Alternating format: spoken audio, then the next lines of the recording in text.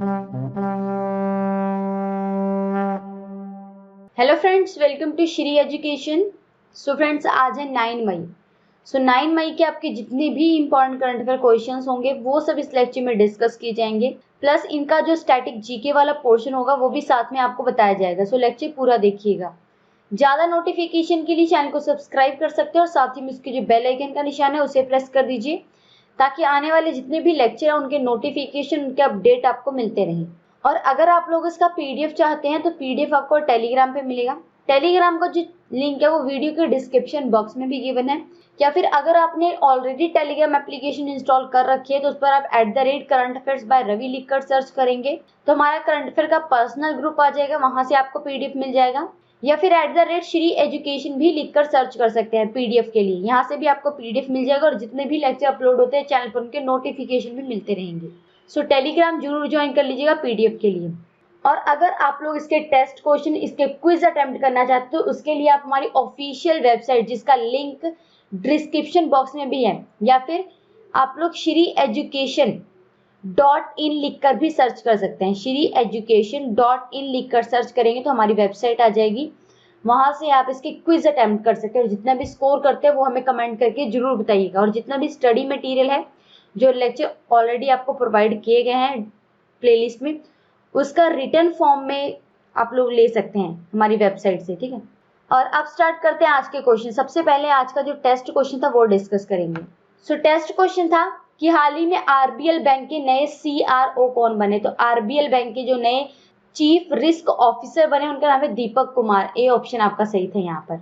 और आरबीएल की full form आपको बताई गई थी रत्नागर बैंक लिमिटेड। रत्नागर बैंक लिमिटेड के चीफ रिस्क ऑफिसर है उनका नाम है दीपक कुमार। काफी स्टूडेंट ने इसका आंसर सही दिया था। अब स्टार्ट करेंगे आज के क्वेश्चंस। और आज का सबसे पहला करंट अफेयर है आपका कि हाल ही में विश्व थैलेसीमिया दिवस कब मनाया गया। तो विश्व थैलेसीमिया दिवस मनाया गया है 8 मई, ठीक है। 8 मई को ये दिन सेलिब्रेट किया गया। यहाँ पर मई आएगा, 8 मई को ये दिन सेलिब्रेट किया गया। यहाँ पर डी ऑप्शन आपका सही है, विश्व थैलेसीमिया दिवस। अब सबसे पहले आपको बताऊंगी कि अगर ये दिन 2020 में सेलिब्रेट किया गया तो उसका थीम आपको बताना चाहिए। 2020 में विश्व थैलेसीमिया दिवस जो मनाया गया 8 मई को, इसका थीम है the dawning of a new era of thalassaemia, time for a global effort to make novel therapies accessible and affordable to the patient, ठीक है। क्या थीम है? Time for a global effort to make novel therapies accessible and affordable to the patient. अब ये दिन इसीलिए celebrate किया जाता है ताकि जो थैलेसीमिया बीमारी है, जो थैलेसीमिया रोग है, उसको किस तरह से रोकना है और क्या क्या बचाव करने चाहिए, इसलिए ये दिन मनाया जाता है। और बच्चों में टीकाकरण को बढ़ावा दिया जा सके ताकि थैलेसीमिया जो बीमारी उनमें होती है उसे रोका जा सके।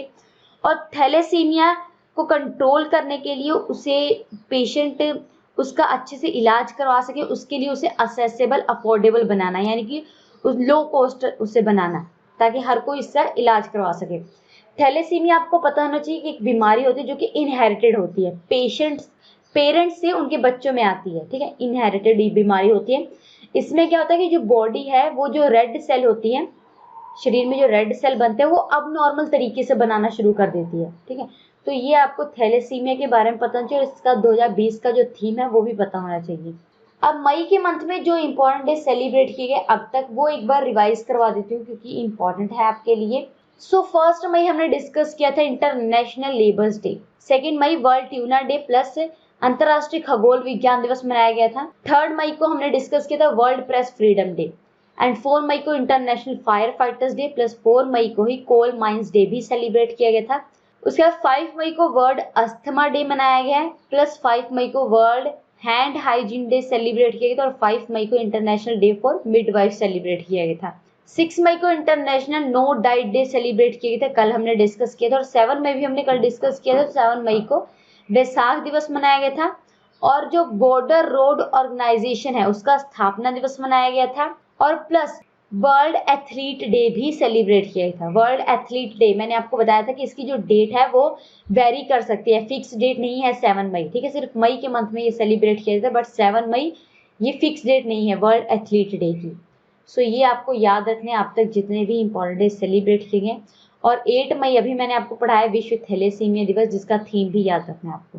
अगला क्वेश्चन, हाल ही में किसे श्रम ब्यूरो के नए निर्देशक यानी कि डायरेक्टर जनरल, महानिर्देशक लिखा ना, यानी कि डायरेक्टर जनरल बनाया गया है, तो उनका नाम है डीपीएस नेगी। यहाँ पर बी ऑप्शन सही है। डीपीएस नेगी को हाल ही में श्रम ब्यूरो का नया महानिर्देशक डीजी बनाया गया, ठीक है, नाम याद रखना है। और ये भी याद रखना है कि जो डीपीएस नेगी हैं ये 1985 बैच के आईईएस ऑफिसर हैं। आईईएस यानी कि Indian economy services officer, Indian economic service officer हैं ये, ठीक है। ये आपको नाम याद रखना है। डीपीएस नेगी का हाल ही में श्रम ब्यूरो का इन्हें डीजी डायरेक्टर जनरल बनाया गया है। अब यहाँ पर श्रम ब्यूरो की बात चल रही, तो हमारे श्रम एवं रोजगार मंत्रालय के मंत्री का नाम भी पता होना चाहिए। श्रम एवं रोजगार मंत्रालय के जो कैबिनेट मिनिस्टर है उनका नाम है संतोष गांगवार। क्या नाम है उनका? संतोष गांगवार। तो ये दो नाम यहाँ पर आपको याद रखने, संतोष गांगवार का प्लस डीपीएस नेगी का। अगला क्वेश्चन, हाल ही में किसने आयुष संजीवनी ऐप लॉन्च किया? तो इन चारों ऑप्शन में से आपका बी ऑप्शन से ये हाल ही में हमारे जो स्वास्थ्य मंत्री हैं, हेल्थ मिनिस्टर, जिनका नाम है डॉक्टर हर्षवर्धन। क्या नाम है? डॉक्टर हर्षवर्धन। इन्होंने हाल ही में एक आयुष संजीवनी ऐप लॉन्च किया है ताकि कोविड-19 जो बीमारी है उसको खत्म करने में आयुर्वेद उसके इस्तेमाल को बढ़ाया जा सके, इसलिए ये एप्लीकेशन लॉन्च किया गया है, ठीक है। अब यहाँ पर आपको स्वास्थ्य एवं परिवार कल्याण मंत्री का नाम पता लग गया, डॉक्टर हर्षवर्धन नाम है उनका। और यहाँ पर आयुष की बात चल रही, तो आयुष मंत्रालय के बारे में बताऊंगी आपको। तो आयुष की फुल फॉर्म सबसे पहले नोट कीजिए, इसकी फुल फॉर्म होती है आयुर्वेदा, योगा एंड नेचुरोपैथी, यूनानी सिद्धा एंड होम्योपैथी। क्या फुल फॉर्म है आयुष की? आयुर्वेदा, योगा एंड नेचुरोपैथी, यूनानी सिद्धा एंड होम्योपैथी। और आयुष मंत्रालय के मंत्री का नाम भी आपको पता होना चाहिए, तो उनका नाम है श्रीपद येसो नायक। क्या नाम है? श्रीपद येसो नायक। ये हमारे आयुष मंत्रालय के कैबिनेट मिनिस्टर हैं। और जो हमारे केंद्रीय स्वास्थ्य एवं परिवार कल्याण मंत्री हैं उनका नाम है डॉक्टर हर्षवर्धन। सो नाम याद रखने हैं दोनों आपको, कैबिनेट मिनिस्टर्स हैं। अगला क्वेश्चन इंपॉर्टेंट है आपके लिए कि हाल ही में स्कूली छात्रों को मिड डे मील राशन उपलब्ध करवाने वाला पहला राज्य कौन सा बना है? तो उस राज्य का नाम है मध्य प्रदेश, एमपी। यहाँ पर डी ऑप्शन आपका सही है। पहले क्या होता था कि जो आंगनवाड़ी थी और जो सरकारी स्कूल थे वहां पर आपको पता ही है स्टूडेंट्स को दोपहर का यानी कि जो मिड डे मील है वो प्रोवाइड किया जाता है, दोपहर का भोजन दिया जाता था स्कूल्स में। बट लॉकडाउन के दौरान आपको पता है कि सभी स्कूल्स बंद हैं, सभी गवर्नमेंट स्कूल या फिर प्राइवेट स्कूल सब बंद है। पर मध्य प्रदेश सरकार ने क्या है किया है कि जो स्कूल्स में या आंगनवाड़ी में बच्चे पढ़ते थे अब उनके घरों पर जाकर उन्हें दोपहर का भोजन प्रोवाइड किया जाएगा लॉकडाउन के दौरान, ठीक है। सो ये इंपॉर्टेंट याद रखना, हाल ही में मध्य प्रदेश ने आंगनवाड़ी और स्कूल के जो स्टूडेंट हैं, सरकारी स्कूल के स्टूडेंट, उनके लिए मिड डे मील राशन उपलब्ध करवाया है, ठीक है। एमपी के बारे में यहाँ पर डिस्कस करेंगे, मध्य प्रदेश के बारे में। यहाँ पर एमपी इसकी कैपिटल है भोपाल, सीएम का नाम है शिवराज सिंह चौहान, गवर्नर है लालजी टंडन। एमपी के अंदर लोकसभा सीटें 29, राज्यसभा सीटें 11, विधानसभा सीटें 230 हैं। फोक डांस है गिरिधा और नेशनल पार्क है माधव नेशनल पार्क। ये कुछ इंपॉर्टेंट बातें हो गई मध्य प्रदेश के बारे में। अगला क्वेश्चन है, यूएनईपी ने राष्ट्रीय सद्भावना दूत के रूप में किस अभिनेत्री का जो कार्यकाल है वो 2 साल के लिए बढ़ा दिया है? तो हमारी जो राष्ट्रीय सद्भावना दूत थी यूएनईपी की, जिनका नाम था दिया मिर्जा। क्या नाम था? दिया मिर्जा। ए ऑप्शन आपका सही है, बॉलीवुड एक्ट्रेस थी दिया मिर्जा। ये यूएनईपी की राष्ट्रीय सद्भावना दूत थी, ठीक है। इनका जो कार्यकाल है ये हाल ही में 2 साल के लिए बढ़ा दिया गया। पहले 2020 में इनका कार्यकाल खत्म होने वाला था, अब 2022 में खत्म होगा, ठीक है। 2 साल के लिए इनका कार्यकाल बढ़ा दिया गया। नाम याद रखना है दिया मिर्जा का, बॉलीवुड एक्ट्रेस है। अब यहाँ पर जो दिया मिर्जा है इन्हें यूएनईपी का राष्ट्रीय सद्भावना दूत बनाया गया। तो इनका काम क्या होगा? तो इनका काम होगा स्वच्छ वायु, स्वच्छ वातावरण और स्वच्छ पेयजल, जलवायु परिवर्तन, इन सब चीजों के बारे में जागरूकता फैलाना, ठीक है। यूएनईपी इसकी फुल फॉर्म आपको पता नहीं, तो इसकी फुल फॉर्म है यूनाइटेड नेशन इन्वायरमेंट प्रोग्राम। क्या फुल फॉर्म है? United nation environment programme. और यूएनईपी इसकी जो स्थापना है ये 1972 में हुई है। इसका जो हेडक्वार्टर ये आपको पता होना चाहिए कि केन्या में है, केन्या के अंदर नैरोबी में इसका हेडक्वार्टर है। और इनके जो एग्जीक्यूटिव डायरेक्टर है, ईडी एग्जीक्यूटिव डायरेक्टर, उनका नाम याद रखना होगा। तो यूएनईपी के एग्जीक्यूटिव डायरेक्टर हैं इंगर एडरसन। क्या नाम है? इंगर एडरसन, ठीक है, नाम याद रखना है। यूएनईपी की फुल फॉर्म बता दी मैंने, यूनाइटेड नेशन इन्वायरमेंट प्रोग्राम। जो यूनाइटेड नेशन है यूएन, उसके अंडर ये यूएनईपी कार्य करता है। ठीक है, सो नाम याद रखना और दिया मिर्जा का नाम भी याद रखना है आपको।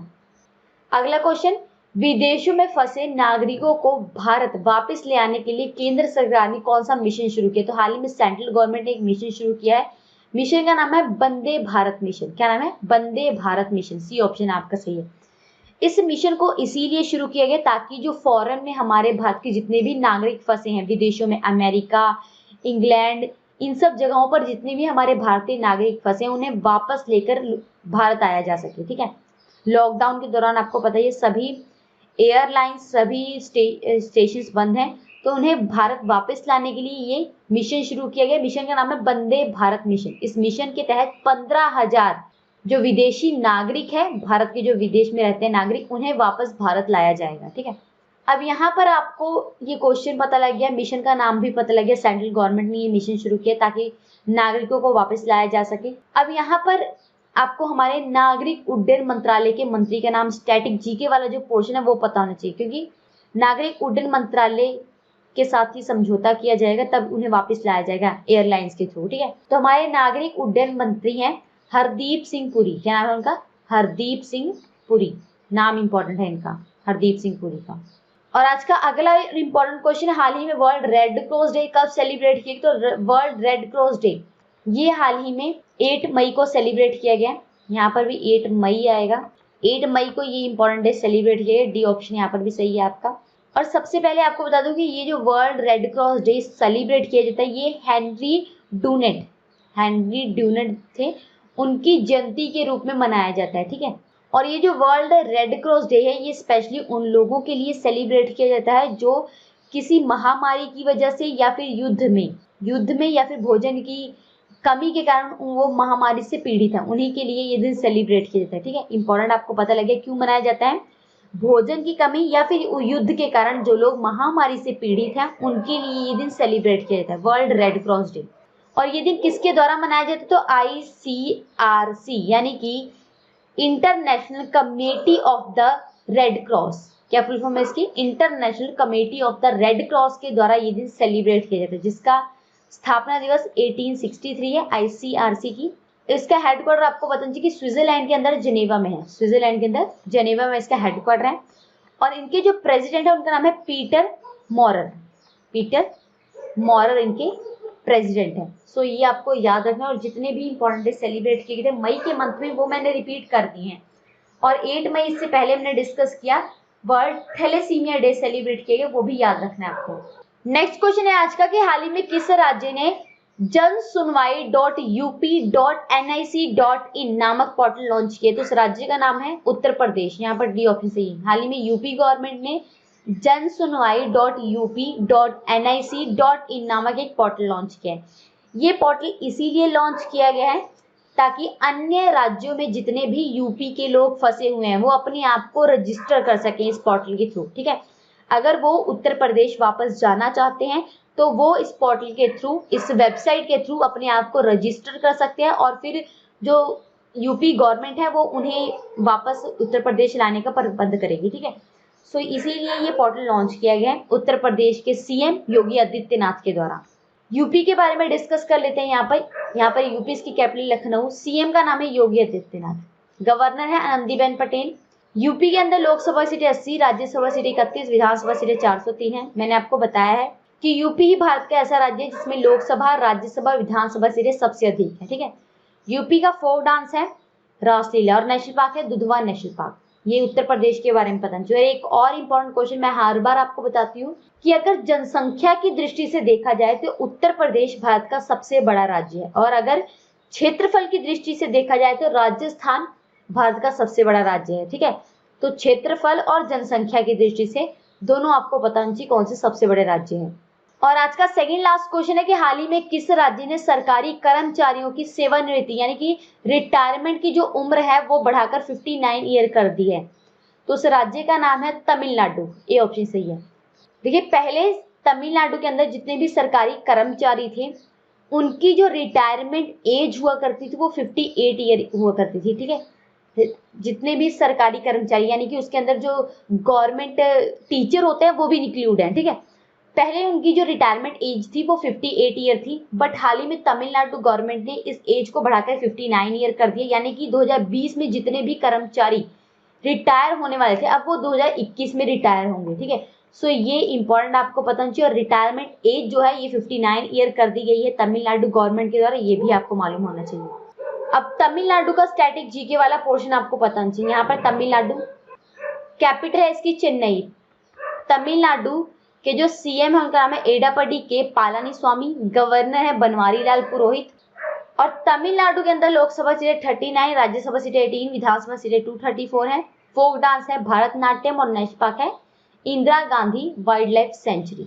सो ये आपको तमिलनाडु का स्टैटिक जीके वाला पोर्शन नोट करना था। और आज का आखिरी और बहुत ही इंपॉर्टेंट क्वेश्चन आपके लिए कि हाल ही में रॉब ग्विस का निधन हो गया। आपको बताने कि निम्नलिखित में से किससे संबंधित थे। तो रॉब ग्विस ये एक फिल्म डायरेक्टर थे, बी ऑप्शन सही है। ठीक है, फिल्म निर्देशक थे, हॉलीवुड के बहुत ही फेमस फिल्म डायरेक्टर, और आपको पता होना चाहिए कि स्टोरी राइटर भी थे। ये story writer plus film director थे जिनका हाल ही में निधन हो गया है।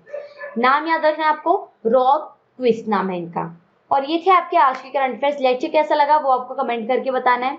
सबसे पहले टेस्ट क्वेश्चन डिस्कस कर लेते हैं। तो आज का टेस्ट क्वेश्चन है कि हाल ही में पीएसी के अध्यक्ष कौन बने हैं, यानी कि पब्लिक अकाउंट कमेटी के नए अध्यक्ष कौन बने, इन चारों ऑप्शन में से बताना है आपको। इस क्वेश्चन का आंसर आपको कमेंट बॉक्स में देना होगा। लेक्चर कैसा लगा वो भी आपको कमेंट करके बताना है। हम आपसे मिलते हैं नेक्स्ट लेक्चर में, तब तक जुड़ रहे हमारे साथ। Thank you.